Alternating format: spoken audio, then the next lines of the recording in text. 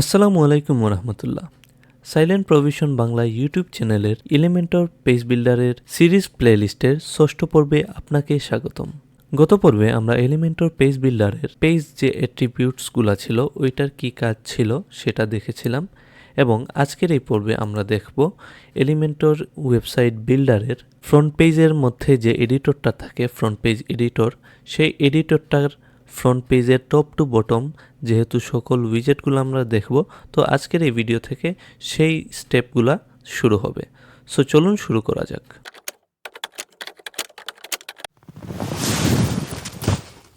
তো এলিমেন্টরের front page editor প্যানেলে আপনাকে যেতে হলে প্রথমে আপনাকে একটা পেজ ক্রিয়েট করতে হবে। দ্যাটস ওয়াই চলে যাব অল পেজেসে, অ্যান্ড দেন আমরা যেহেতু একটা হোম পেজ ক্রিয়েট করেছিলাম, তো আমরা এই হোম পেজটাকেই এডিট করব এলিমেন্টরের সাহায্যে। দ্যাটস ওয়াই এই হোম পেজটাকে ক্লিক করব এডিটে ক্লিক করার পর যেহেতু হোম পেজটাকে আমরা এলিমেন্টর দিয়ে এডিট করব, সো এখানে আমরা ক্লিক করব এডিট উইথ এলিমেন্টর যে অপশনটা আছে।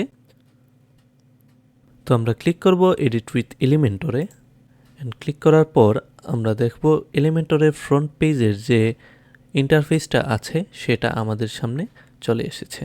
ফ্রন্ট পেজের এডিটর প্যানেলটা চলে আসার সাথে সাথে আপনাদের কাছে দেখবেন এইরকম একটা পপ আপ আসছে, এইটা আপনারা ক্লোজ করে দিবেন, দেন আপনারা এইটাও ক্লোজ করে দিবেন। তো আজকের এই পর্বে আমরা যেহেতু টপ এবং বটমগুলো দেখব, অ্যান্ড দেন তারপর আমরা দেখব এই লেআউটগুলা বেসিক প্রো, যেহেতু আমরা এলিমেন্টরের ফ্রি ভার্সনটা ইউজ করতেছি, সো আমরা ফ্রি ভার্সনের সব উইজেটগুলো স্টেপ বাই স্টেপ পরবর্তী ভিডিওতে দেখব।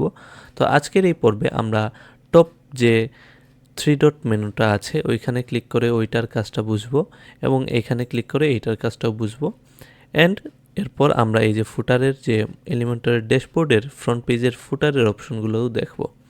তো চলুন প্রথমেই চলে যাওয়া যাক হাতের লেফট সাইডের টপে এই যে 3 ডট মেনুটা আছে, এইখানে যদি আমরা ক্লিক করি দেখব এইখানে সেটিংস নামের একটা অপশন আছে।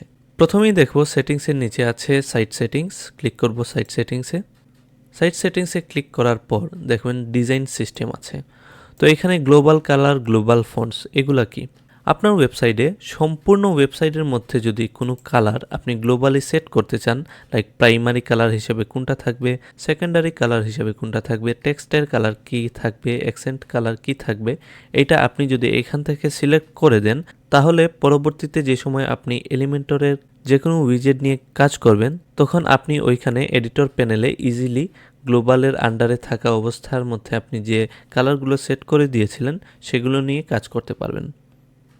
তো আপাতত প্র্যাকটিক্যালি না দেখানোর কারণে আপনি এটা নাও বুঝতে পারেন, কিন্তু আপনি এটা জেনে রাখেন যে এখানে গ্লোবাল কালার হিসেবে যদি আপনি কালারগুলো সেট করে দেন, তাহলে পরবর্তীতে আপনি ইজিলি আপনার পছন্দ মতো কালার ইউজ করতে পারবেন সম্পূর্ণ ওয়েবসাইটে। এটা আপনার এডিটের সুবিধার জন্য। দেন আমরা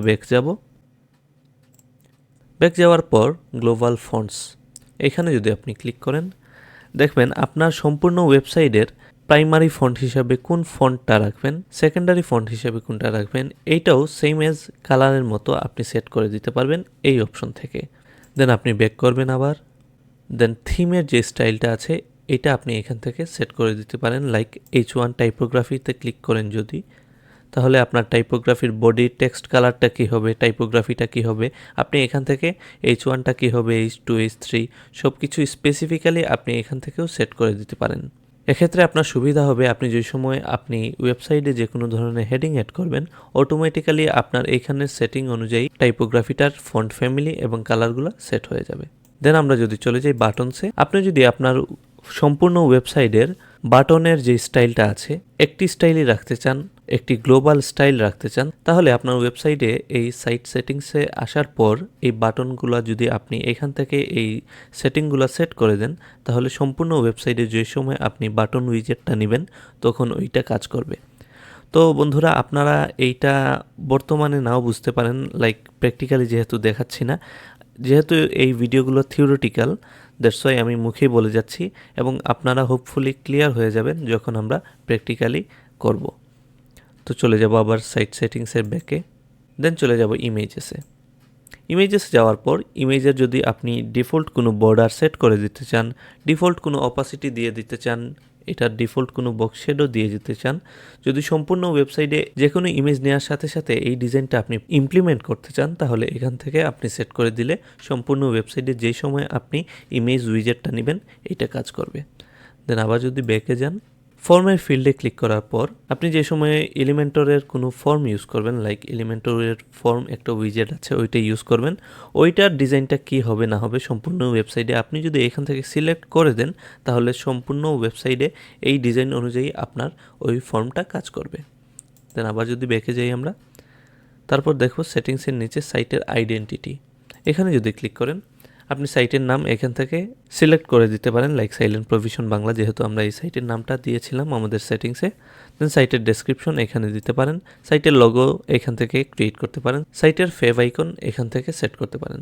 সো সাইটের ফেভ আইকন কি, যদি আপনারা দেখেন ইউটিউবে যদি দেখেন, এই যে ইউটিউব থেকে আমরা যদি একটু এক্সপান্ড করি, দেখবেন এইখানে ইউটিউবের একটা লোগো আছে, এই যে দেখতেছেন, এবং এখানে দেখবেন আমাদের সাইটের একটা ফেভ আইকন আছে যেটা ওয়ার্ডপ্রেসের লোগো বাই ডিফল্ট শো করতেছে। তো আমরা যদি এখানে আমাদের সাইটের ফেভ আইকনটাকে সেট করে দেই, তাহলে ওইখানে ওয়ার্ডপ্রেসের জায়গায় আমাদের সাইটের ফেভ আইকনটা কাজ করবে। আমরা আমাদের ফেভ আইকনটা আমাদের লোগোটাকে দিয়ে দিলাম, লোগোটাকে দিতে চাচ্ছি, দ্যাটস ওয়াই আমরা আমাদের লোগোটাকে সিলেক্ট করে দিব এখান থেকে। আমাদের এই লোগোটাকে সিলেক্ট করে ওপেন করার পর এইখানে সিলেক্টে ক্লিক করব, ক্লিক করার পর দেখবেন এটা আপলোড হয়ে যাবে। দেন আমরা যে সময় আপডেট দিব পরবর্তীতে দেখব আমরা এখানে আমাদের সাইটে এটা কাজ করবে। লাইক আমরা যদি এখানে আপডেট দিই এবং আমাদের সাইটে গিয়ে একটা আপডেট হওয়ার পর একটা রিলোড দিই যদি আমাদের সাইটে, দেখবেন আমাদের সাইটের টপে এই যে দেখেন ফেভ আইকনটা সেট হয়ে গেছে। দেন আমরা যদি আবার চলে যাই আমাদের সাইটে এবং ব্যাকে যাই, সাইট আইডেন্টিটির পর যদি ব্যাকগ্রাউন্ডে চলে যাই, সম্পূর্ণ ওয়েবসাইটের ব্যাকগ্রাউন্ড আপনি চাইলে এখান থেকে সিলেক্ট করে দিতে পারেন। আবার স্পেসিফিক্যালি আপনার মোবাইলের যে ব্রাউজারটা আছে ওইটারও ব্যাকগ্রাউন্ড এখান থেকে আপনি সেট করে দিতে পারবেন। দেন যদি আমরা চলে যাই লেআউটে আসার পর কন্টেন্ট উইথ, এই জিনিসটা বোঝা উচিত। আপনার মনে করেন সম্পূর্ণ সাইটটা ফুল ওয়েবসাইটটা পাবে ফুল স্ক্রিন জুড়ে, অ্যান্ড আপনার সেই ফুল স্ক্রিনের কতটুকু অংশে আপনার কন্টেন্টগুলা, লাইক আপনার লেখা, আপনার ইমেজগুলা কতটুকু অংশে আপনি রাখতে চাচ্ছেন, সেটাকে আপনি উইথ অনুযায়ী সেট করে দিতে পারেন। কিভাবে সেটি আপনি কন্টেন্টের উইথটা যত সিলেক্ট করে দিবেন, যত পিক্সেল রাখবেন, সেটা স্ট্যান্ডার্ড অনুযায়ী ততটাই পাবে। এখানে 1140 পিক্সেল আছে, তো এটা স্ট্যান্ডার্ড। আপনি চাইলে এটাকে কমিয়ে বাড়িয়ে দিতে পারেন। যদি আপনি এটাকে বাড়িয়ে দেন, দেখবেন আপনার লেখাটা এই যে দেখতেছেন স্যাম্পল টেক্সটটা ডান থেকে বাম দিকে যাচ্ছে। আবার এটাকে যদি কমিয়ে দেন তাহলে এটা দেখবেন একটু কমে যাচ্ছে।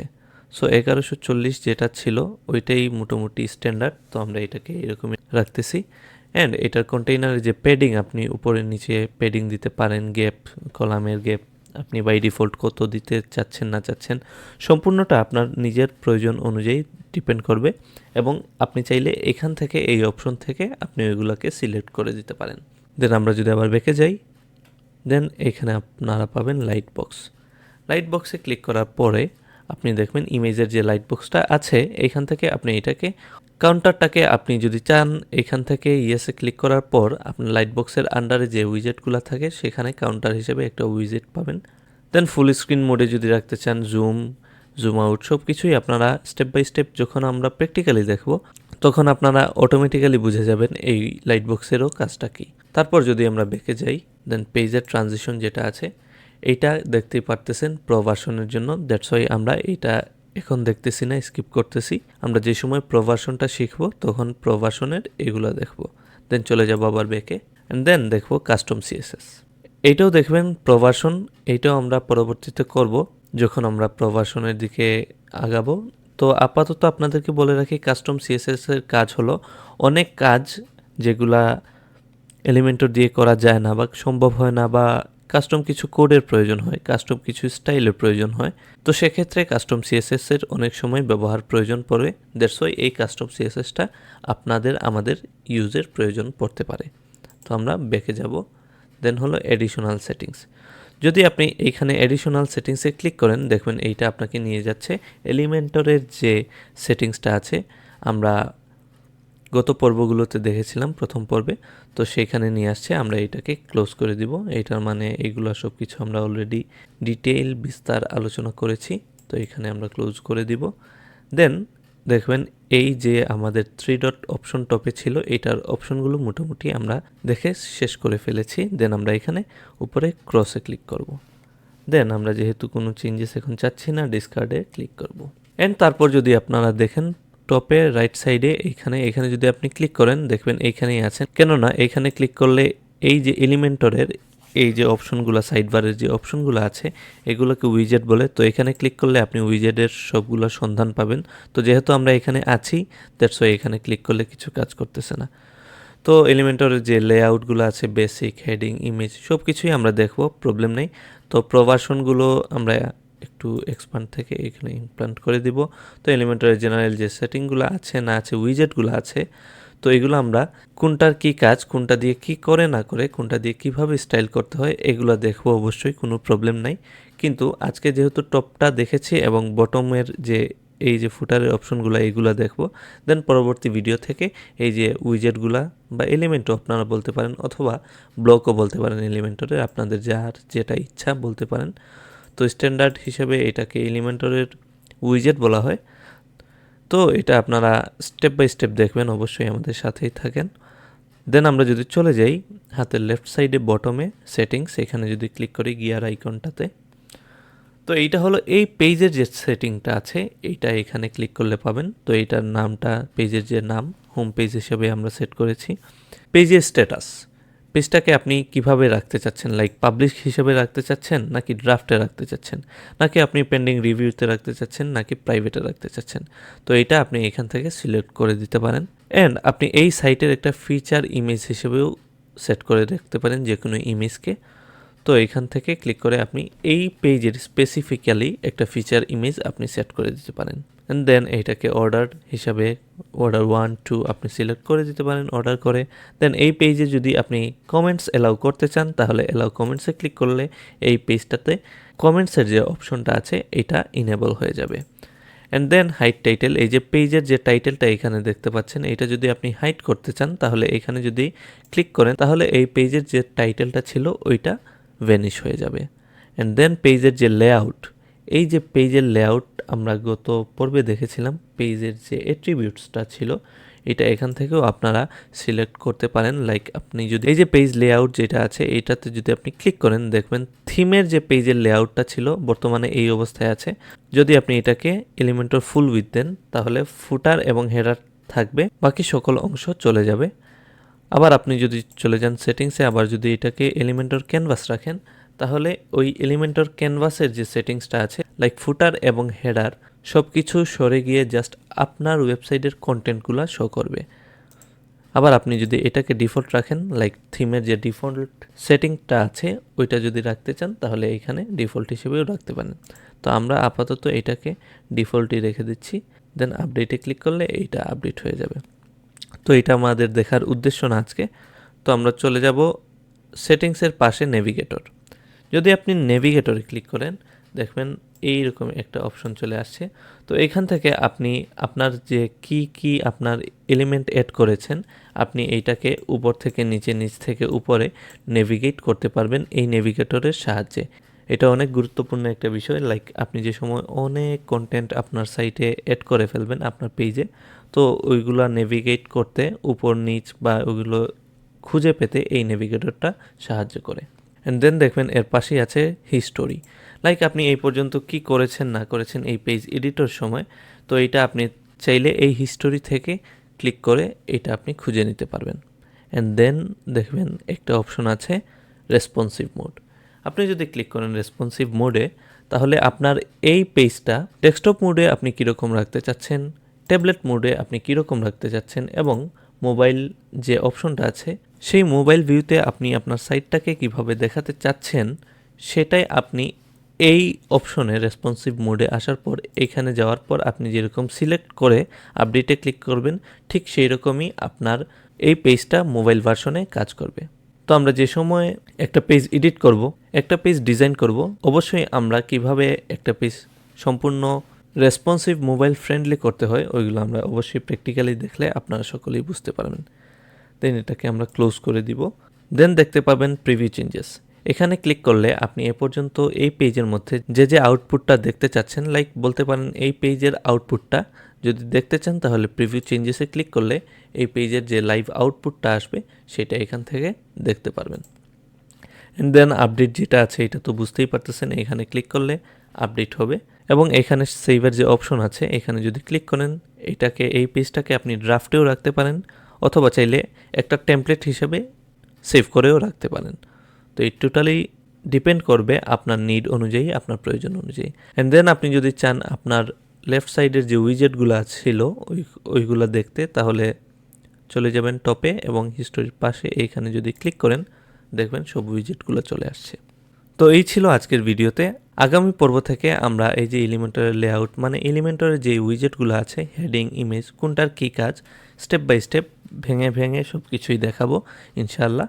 সে পর্যন্ত আমাদের সাথেই থাকুন এবং আমাদের সাথে সাথে প্র্যাকটিস করতে থাকুন। ভিডিওটি ভালো লাগলে একটি লাইক করবেন, কমেন্ট করবেন এবং শেয়ার করে আপনাদের ফ্রেন্ডদের কাছে ছড়িয়ে দেবেন, যাতে করে তারাও ফ্রিতে এলিমেন্টরের জার্নিটা আপনাদের সাথে আমাদের সাথে থেকে ইজিলি শিখতে পারে সম্পূর্ণ বিনামূল্যে। সো আজ এ পর্যন্তই, ধন্যবাদ।